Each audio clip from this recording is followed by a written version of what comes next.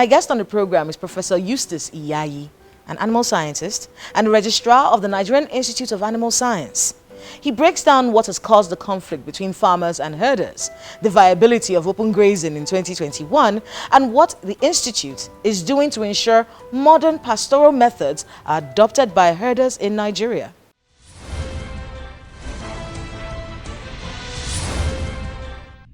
Professor Iyayi, welcome to Dateline. Thank you. All right, let's talk a bit about the situation in the country. You know, you're a professor of animal science. So this is something that you've been doing for a very long time, just looking out for the welfare of animals and the quality of meat that we're getting in the country. I want to get your view on this farmer-herder crisis. I get the feeling that this is something that we should have planned for. It was only natural that this was going to happen. There was going to be desert encroachment, there was going to be urbanization. It was only natural that there will be a tussle for scarce resources. Why did we let it get this bad? What's your thinking on this?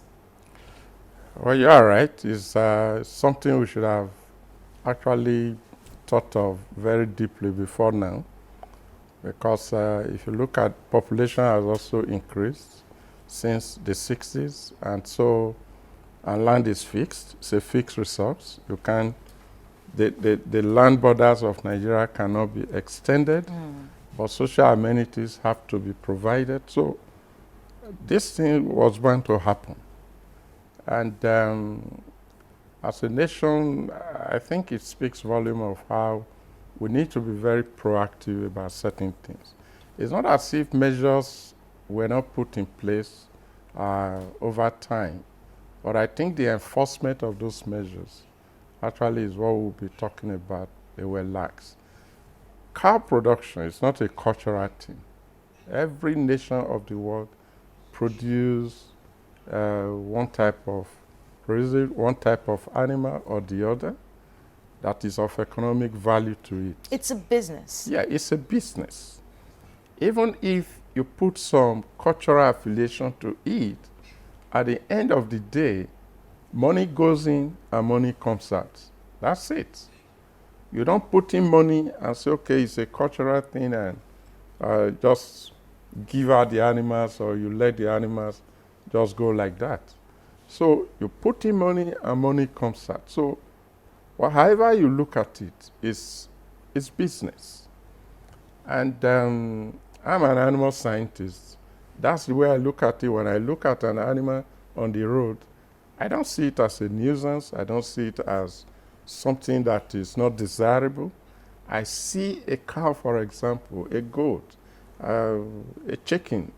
I see it as a complete package of very valuable resource in terms of, product for human consumption. And a very lucrative business. A very lucrative business. In fact, many people don't know this, but there's so many of us absolutely who invest in cattle rearing, in animal husbandry.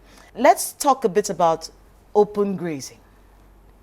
It's a lot of Nigerians really, when they see, especially in the nation's capital, when they see cows, at Federal Secretariat, or, at the 3-arm zone, or they see cows roaming, they get really upset, But the idea of open grazing, is it viable in 2021 for us to be rearing cattle in this way? Well, we are beginning to see that it's not viable the way it's been done. And therefore there is need to put our heads together and see how best to do it. So from the standpoint of a professor of animal science, yes, what's wrong right now with open grazing? Well, I would rather want to say what we should do right to solve the problem. Well, what is the problem? Yeah, the problem is, of course, what we see is that there have been clashes, there have been conflicts, and all because there is competition for resources. Desert encroachment, the rivers are drying up, and land is becoming reduced in terms of availability. And so there is a point we have got to now where the farmers and the herders are struggling for the little that is available. So there has to be a dichotomy. There has to be put in place models by which, the animals can still be contained in certain places we call ranches. But when you do ranching, when I hear people talk about ranching, it's really also not as simple as people think it is. Ranching is a solution.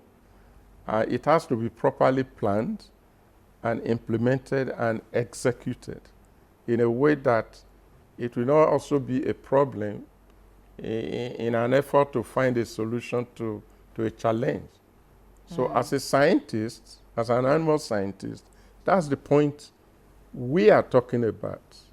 If we want to do ranching, we need to do very serious planning, because you just don't take a parcel of land, you say, okay, you put animals there. You need to know the carrying capacity of the land in terms of production of pasture for the animals, because at the end of the day, that is what is important. Feed for the animals, water for the animals, especially the dairy animals that produce milk. 70% of the cost of production of animals goes into feeding. So we need to tackle that.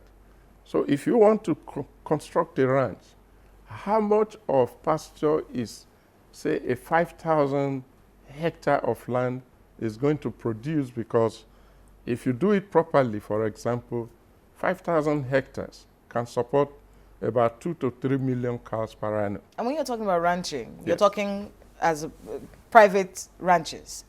So someone who owns cattle should be responsible for getting that ranch. Is that where you're coming from? Because that's part of the argument, isn't it? The argument that, governments, some state governments want to get a piece of land and then give it as ranches, and then people from those states are not very favorable to the idea. Do you have a thought process on how ranching should be done? Should it be strictly private? It can be private, it can be PPP, it can be any form of model that you want to put. Government can be involved. But the terms have to be defined. Is government providing the land? Is it going to give start-off interventions in terms of provision of certain amenities? Because in the real sense of it, putting up a ranch is very, very expensive. It's quite expensive. So we need to know, okay, what is the side of government in it? What is the side of the private individuals in it? After all, if you even look at it, government subsidizes things like, fertilizer for crop production in times of need. So would there be subsidies for ranch owners? That's what I'm saying. If it is, you see, a comprehensive solution needs to be worked out. But as to whether this is the way we should go, I think we are all coming to agree on that, that we should. But the president currently, recently set up the National Livestock Transformation Plan, which is all part of the efforts to solve these problems. So we are hopeful that very soon this problem will be over. Professor Ayayi, thank you so much for being with us on Dateline. Thank you. My pleasure.